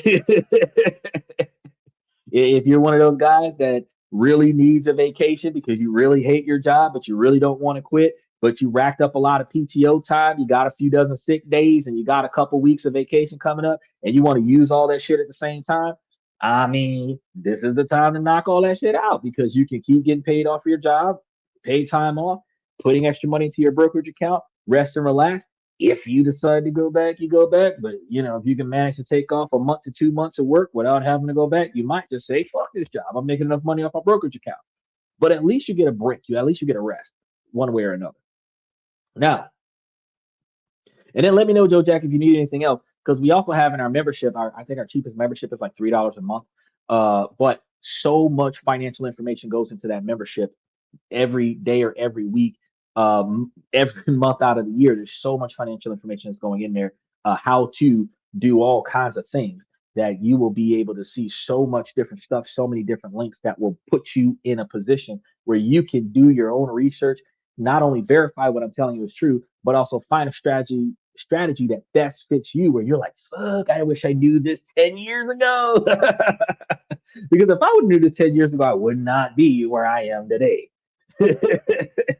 But in 10 years, we're going to be traveling the world. And y'all going to be like, dang, he's doing it. And I'm like, yeah, I told you we were going to do it. You know? Now, if y'all, back to the main topic though, if y'all remember that Tim Hortons coffee chain in Canada, in 2023, it was revealed their app was tracking users everywhere they went, paying special attention to visits to competitor stores. The goal wasn't just selling coffee with that company, it was building a complete behavioral map to manipulate their customers. So you when your every purchase is logged and analyzed, you are no longer just a shopper, you are a data point to be optimized. So in order for them to convince you to stop buying stuff from the competitor, they will make certain changes. Like for example, McDonald's got that big arch burger. I know. I actually had to go down there and ask the girl at the register how big was her arch. And he was like, it's about the same size as a double quarter pounder with cheese. I was like, dang, that's a big arch. But um they put all it was this it is in fact the same size as double quarter pounder with cheese, different toppings, different sauce on it. Same size meat though. Now, funny thing, it costs like $3 more than the double quarter pounder with cheese deluxe, right? So now you're paying $12 for a sandwich instead of $10 for a sandwich plus taxes, fries, and a drink, right? Now, go to Burger King, get you a Whopper, get you a double Whopper, get you a double Whopper deluxe, and get a veterans discount. And he takes $5 off. It's like, McDonald's charged me 50 cents for the cup, but McDonald's took $5. I mean, McDonald's charged me 50 cents for the cup, but Burger King took off $5 off the meal. So I'll pay $20 at Burger King instead of $28 at McDonald's. Hmm. Steven said Tim Hortons had only pork options for breakfast. That's a no go. You don't like pork options? I love me some pork options. Ham, sausage, crispy bacon with honey and caramel on it. You know, slap that stuff on top of a waffle. Or the scrambled cheese raisin. You know I come from. Only time I slid into an IHOP was to get that um sirloin steak strip. That was it. That's all I went to IHOP for. I didn't give a fuck about nothing else. Because everything else I could get it from Waffle House. You know, I used to go to Waffle House and order pancakes. They're like, you know, they don't sell pancakes at Waffle House. Yes, you just take the waffle and put it on the grill instead of putting it in the waffle iron. It's the same shit. Same syrup, same ingredients. You just gotta tip the cook. You don't do pork options for breakfast, Steven. Man, you're missing out. Because I can tell you right now, there is nothing better than taking three sausage links and wrapping them up with a medium bacon and dipping them into an order scramble and taking that to the back of the throat. Woo, no diddy. Cholesterol higher than the bit. Look, when I get my steak, I got to get my steak wrapped in bacon. When I get my pork chops, I got to get my pork chops wrapped in bacon. If I can get my burgers wrapped in bacon, guess what I'm gonna do with my lobsters? Wrap them in bacon. The bottom feeders of the sea. Now, I know hearing all of this can feel very overwhelming for you guys, but it is not going to be a hopeless cause. This wasn't a whole show about the world is coming to an end. While the system is designed to exploit you, you are not going to be powerless. By being deliberate, you can significantly reduce your data footprint and start to disarm this weapon. You want to think of this as your personal disarming manual, and I put one of these in the membership. So we're going to break down the 5 key areas. You want to start with the foundation. If your accounts aren't secure, nothing else matters. So you want to use a password manager. Stop reusing the same password over and over again. Right now, you want to use a unique, strong password for every single account, even your dummy accounts. This is impossible to do on your own, so you have to use a manager password app like Bitwarden or 1Password if you're trying to store these passwords digitally. Now, if you're old school like me and Michael, old school, you'll have a safe at the house with a little black book that has all these passwords written down and what they go to, right? But these apps will generate, store, and autofill complex passwords for you. So if you're still trying to do the automated feeling of inputting your passwords, this would be one way to go about doing it. You want to turn on your multi-factor authenticity. Everywhere, MFA is the seatbelt of the internet. Pen and paper is the safest and securest way to protect yourself, to be honest with you. Yes, you can have somebody break into your house. Yes, you can have somebody run off with your safe. Yes, if they have your safe long enough, they can break into it and get your passwords out. But the only time somebody will come to your house to take something out of your house is if you tell somebody that you have something in your house worth taking. So, mentality of the millionaire, do not brag about your success. You do not brag about your money. Yeah, we could talk about investment opportunities, but we're not going to brag about how much money is in the safe in our house. We're not going to brag about how much weed is in a vault in our house. We're not going to brag about how many pills that we have in a big duffel bag, in the safe, under the floorboard, in the back bedroom. That sounds a little bit specific. You understand what I'm telling you? We don't talk about what's going on where we're at. Okay. Females ask you how much money that you make, enough to take care of myself and maybe two or three other people, but you're not going to give them a specific dollar value. Why? Because how much money I have access to is none of your fucking business, right? So we need to stop projecting our personal selves. When you're talking to police officers and they ask you for your name and your birthday, you can give them your name. You can give them your birthday. They can ask you for your address. That's none of their fucking business. They don't need to know that. Every law that requires stop and identify doesn't even require your birth date. It only really requires your first, maybe middle, and possibly your last name. That is it. Because you have identified who you are. All of the extra details that you give them might better help them find you in the system, but you're not legally required to give them any of that. You are legally required to give them your first and last name at minimum. And if you give them your first, your last name, and your driver's license or state ID number or passport number, which is why I memorize these things. I memorize these things so that I don't have to pull my ID out of my pocket. You want my information? Pull out a pen and paper. I'll tell you what the ID number is. You can run the system. That's all you need, the ID number. And just to make sure on the body camera that I'm not violating the law, I give you my first and last name and the ID information. You will verify that the name on the ID is the name that I gave you. And that is all you're legally required to do, is to verify that the name I gave you is the name on the ID. I don't got to give you nothing else. So you don't need my social security number for you to put it in your police report, which is public record. Oh, y'all didn't know about that part, huh? You don't need my birthday, which you put into the police report, which is public record. Now, guess what that does, though? I don't have to be involved in a crime. I could be a witness of a crime, but because I was at that location, that public record shows that I was at a location of a crime.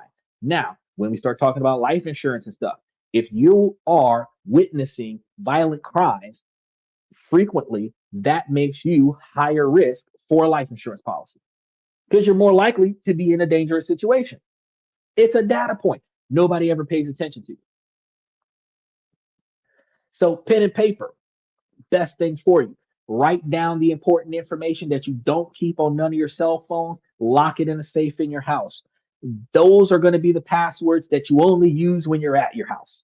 Those are not the passwords that you take with you when you travel. Okay. That's going to be the first step.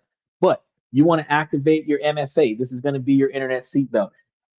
Even if someone steals your password, they can't get into your devices without a code from an external device. It can be your cell phone, but it doesn't have to be your cell phone, because if you do the MFA tracking system, it could be set up to a tablet. It could be set up to a phone you don't use anymore, because like Samsung, they don't go out of style. So you might have a phone from 10 years ago that you disconnected from your phone plan, but you never got rid of the phone. But if you connect the phone to Wi-Fi, the fucker still gets notifications, right? If you keep that phone is the vault to all of your shit. So when somebody steals your password, they can steal your current active phone and try to do whatever they want to do, but that phone doesn't have the biometric print. That phone doesn't have the MFA. A whole other phone on the other side of town has the MFA, which means they can't get into your system. Backup plans, guys. People don't think about this. They're like, oh, it's the extra phone. I'll throw it away. Or the other side of things, put it in a drawer, leave it in a bag, put it in a box, stick it in a closet, throw it in the storage unit. Forget about it and let that old phone die. Reactivate all the new stuff to the new phone and just do everything from the new phone. But do you know that your archaic phone can be a super vault to your personal identity using this MFA feature? Because the MFA feature comes in a lot of different ways. Some biometric print, some they give you a PIN number that you have to put into the other phone with a limited period of time. Some you have to identify the number that they put on the other device. So they might give you a 2-digit number and put it on the other device, and then you got to select that number on the device that you're using. There's different ways that it works. Not all devices work the same way, but the MFA feature should be on all your devices. This means that you got to be next to 3 or 4 of your devices at the same time in order for you to log into something, which means nobody can run off with your laptop because it's a paperweight since you didn't steal all the cell phones that are attached to the laptop. Yeah, the hacker can probably get into it, a coder can probably break into it, but you got to understand, criminals are sectioned off. The people that are going to knock you off and run off with your shit are not going to be tech savvy. The people who are going to be hacking into your system are not going to try to be seen knocking you off, running off with your shit. They're not the same type of criminal. The person that's going to knock you off and take your shit has to go find a hacker to hack into your shit after the fact. That's extra work. Criminals don't like doing extra work. That's why they're criminals. The easiest way to get to your shit is going to be the fastest route to success. And they're going to try to take the least effort and least response with the least recourse. They don't care about the felonies. They don't care about life in prison. What they care about is what's the timeline from the time I start this crime to the time I get caught, and how much effort do I have to put into it to get paid, and how much will I get paid based on the effort. That's what they're going to think about. If I got to steal all of your devices and then I've got to hack into all of your devices just so that I can log in and find out that your ass is broke, too many people are going to try to put in that kind of effort. Might as well get a fucking job, right? So you want to enable this on all of your emails, all your bank accounts, and your social media accounts first before you do anything else. Use app-based authenticators like anything over SMS codes whenever possible. So you want to use the Auth over SMS codes. I know Google has this authenticator that they give you where it's like every 60 seconds they give you a new code. And if the authenticator is on one device and you're using a different device, you got to go retrieve the device that the authenticator is on in order to get the code, right? You want to update your software as often as possible because those update notifications that you always ignore, you got to stop ignoring those. They contain critical security patches. They enable automatic updates on your computers and your phones and your apps that you're currently using, uninstalling any apps that you're not using, and clearing out your cache for anything that you don't use. Do not keep a plethora of apps on your phone that you do not use. Those are, ironically, security breaches. An unpatched device is going to be an open door. Your phone is likely your biggest data leak. So it's time for you to audit those leaks. You want to lock down your locations. Go into your phone's privacy settings and review every app that has a location access. Change the settings from always to while using this app or never. And then when you decide to turn it back on, when you decide to use that app, then you turn it on. For apps that have no business knowing where you are, you want to turn that shit off. You want to keep it off.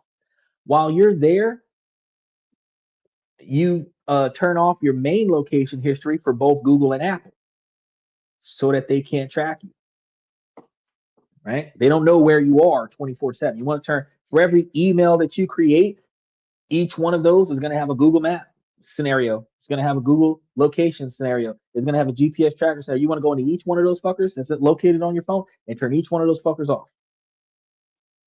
You want to review your app permissions. Go through your apps one by one. Does that game really need access to your contact list? Nah, don't give it to it. Does that social media app need your microphone to access it? If you're just looking at videos, you're not talking to nobody, it doesn't need to use your microphone. Be ruthless. Revoke any permission that isn't essential for the use of the app. Right? And we're talking about core functions, not upgraded features. Right? Reset your advertising ID. Both Android and iOS have a unique ID used to track you across apps. You can reset this. On iOS, you want to go to settings, go to privacy and security, Apple advertising, and turn off personalized ads. On Android, you want to go to settings, go to Google, ads, and tap delete advertising ID. Your web browser is going to be a window to the internet, and it's going to be full of spies. Get rid of that shit.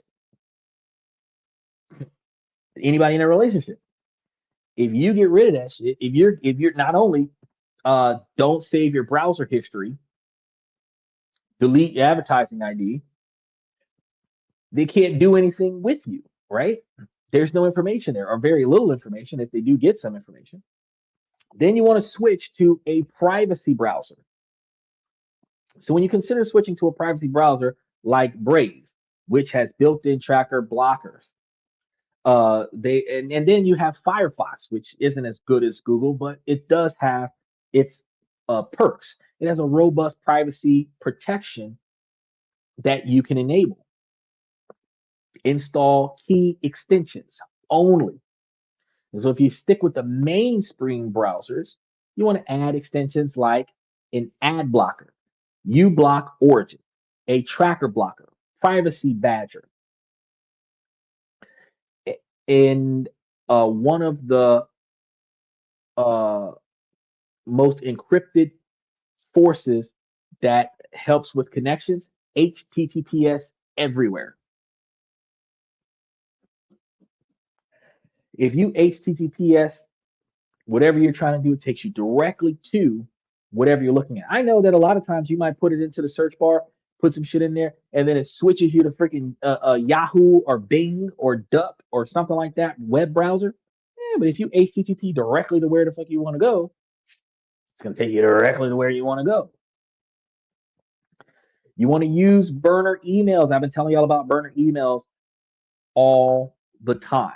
When you're signing up for a new service that isn't part of your primary lifestyle, you want to use a burner email. Don't use your primary email.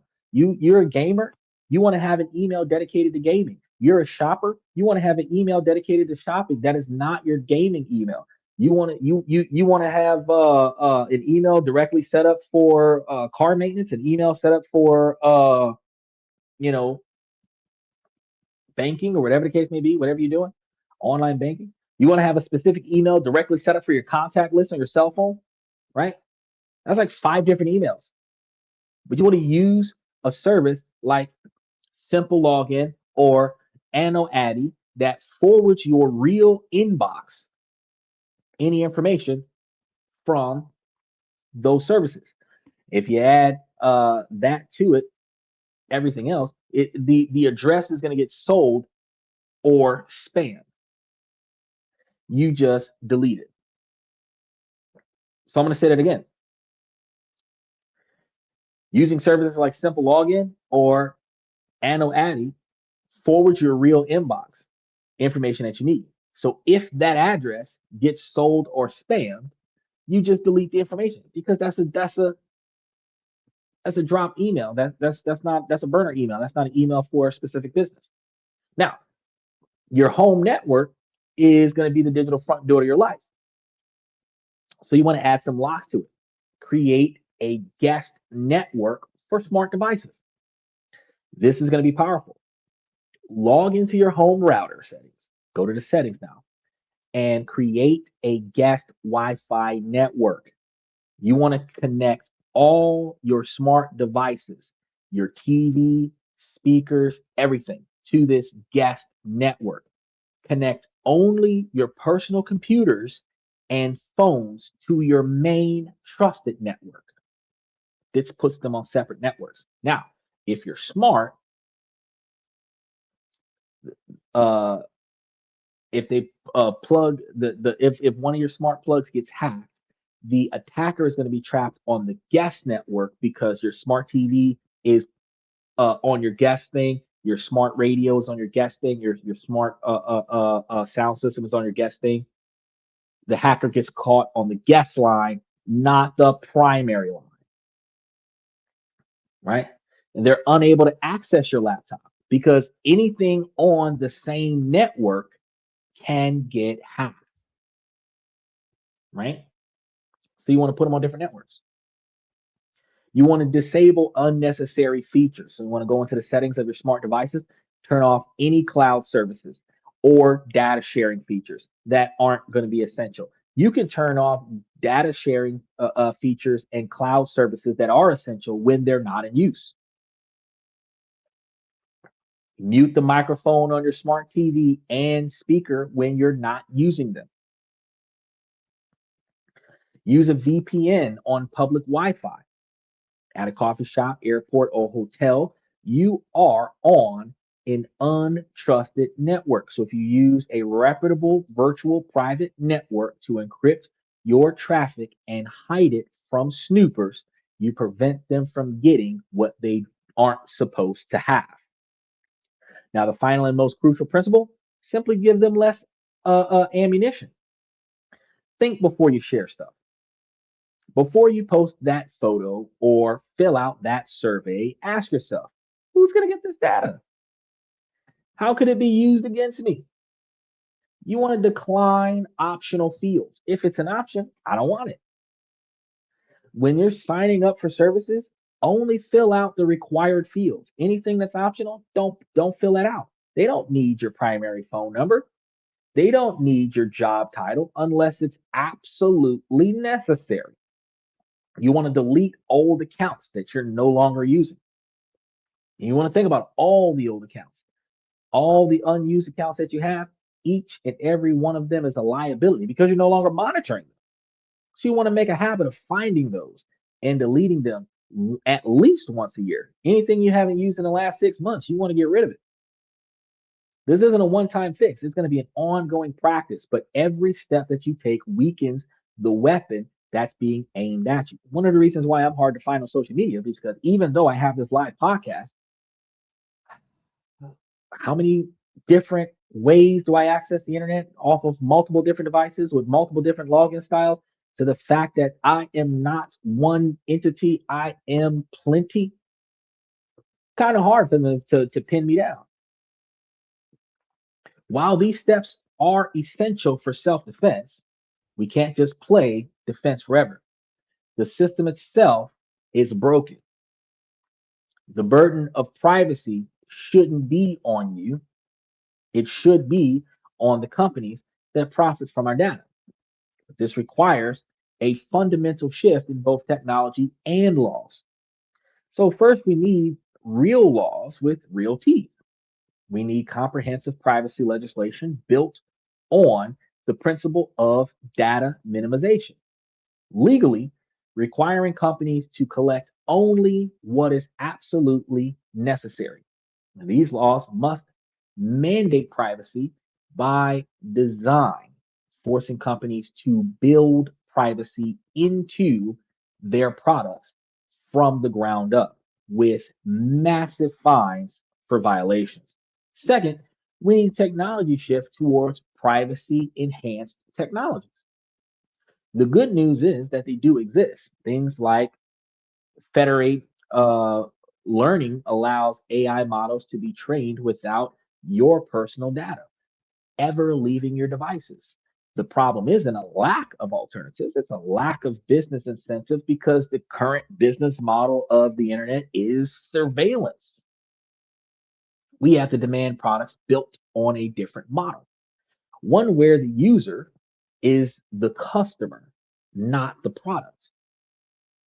Finally, and this isn't a solo mission, we have to make noise together. So you want to talk to your friends and your family about this, support organizations fighting for digital rights, contact your elected officials, and demand that they make privacy a priority.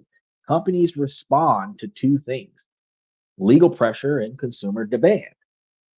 And this is going to be a fight for our digital future. So if you believe that privacy is a fundamental right, not a luxury, then you got to go take the first step today. And you want to go through the self defense guides and start reclaiming your data, which I put that self defense guide into the membership. So if this message resonated with you tonight, I want to make sure that you share tonight's show with somebody that you care about. You want to spread the awareness. That is going to be how motivation and movements began. The technology is in our lives and it is going to be a double-edged sword if we don't use them correctly. It connects us, it entertains us, and it makes life easier. But that same technology has been turned into a tool of surveillance and control, a weapon built from the fragments of our digital lives. We were convinced to trade our privacy for convenience, but we were convinced, never told, right? And since we were never told, we weren't told the true cost. The cost is going to be our autonomy, our security, and our fairness of, but the privacy is not going to be dead, not just yet. It's a choice, and it's going to be a fight. So it's going to require us to become more conscious and more skeptical and more demanding. Those of us that grew up in the old school before technology knows how to switch from a 2020 something or other down to a 19 something or other, because we know that it is nowhere near connected to the internet. It's nowhere near connected to GPS tracking, right? You just got to downgrade out of technology. Instead of having a smart house where Alexa will open doors or turn on lights and set the mood and adjust the AC, get your ass up and do that shit your damn self. Disarming the weapon starts with you today. By taking control of your data, you are not just protecting yourself, you are casting a vote for a different kind of future. A future where technological services was going to serve us, not the other way around, where we serve them. A future where our lives aren't for sale to the highest bidder. We're not being marketed bullshit that we don't really need. Now, that was a lot. I really appreciate those of you that rode the wave with us. We're gonna go ahead and wrap things up by saying, ladies, as long as the situation doesn't make sense, I'm gonna keep asking you, ladies, to make it make sense. So, ladies, please make it make sense. Fellas, I give you this information to make you guys higher value men. Fellas, if you guys prioritize the things that are inside of your control, the things that you don't like, and make the necessary changes, you will start seeing improvements in your life where you can then start navigating around the things that you cannot control. Ladies, while this is a male driven podcast from the male's perspective, as we've just proven how everything that happens to you too.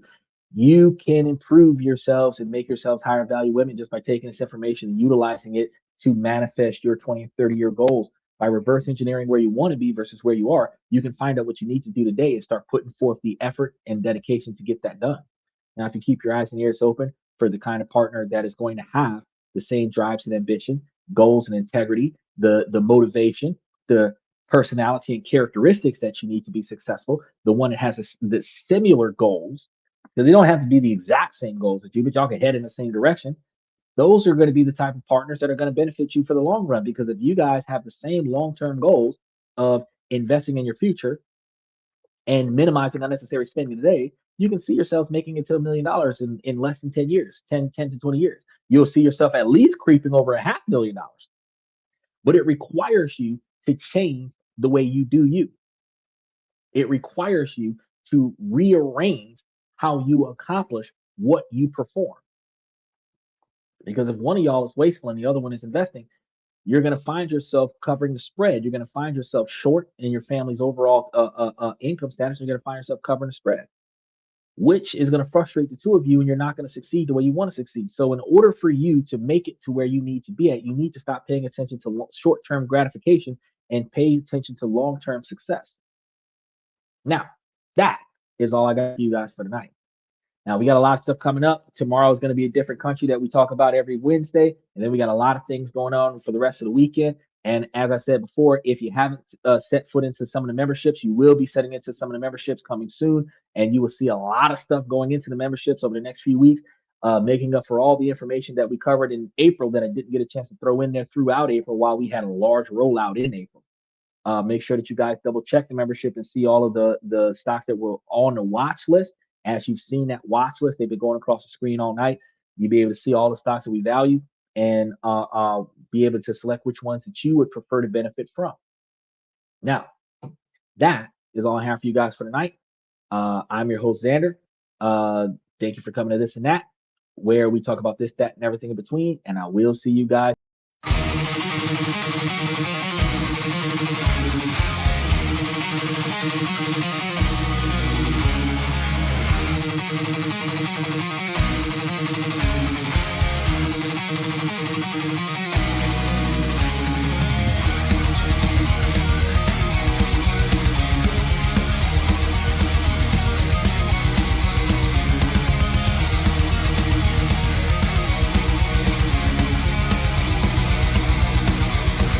Higher ground.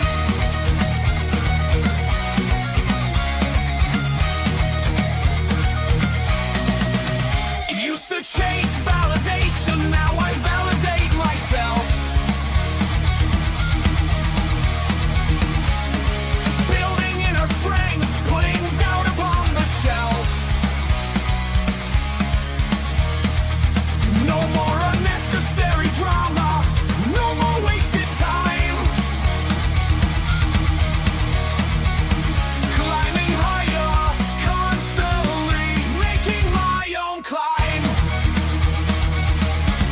Standing on higher ground where excellence is found. My potential knows no bounds, raising the bar, breaking ground.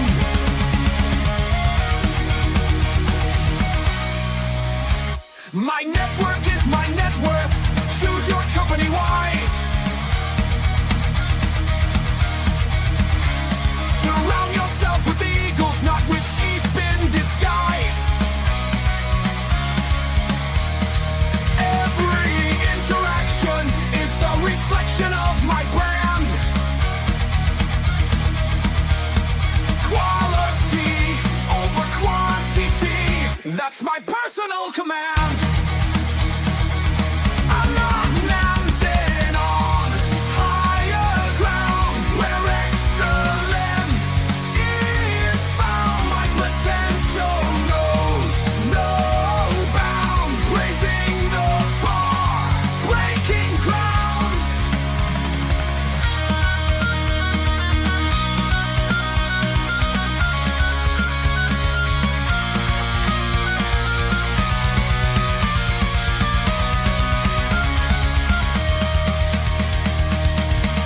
I'm not just living, I'm manifesting my vision, cutting through limitations with surgical precision.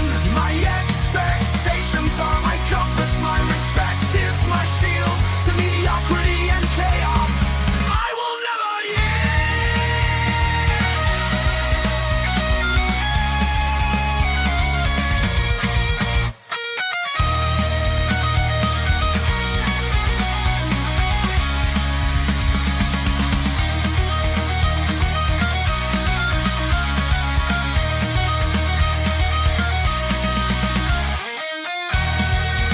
I'm not just living, I'm manifesting my vision, cutting through limitations with surgical precision. My expectations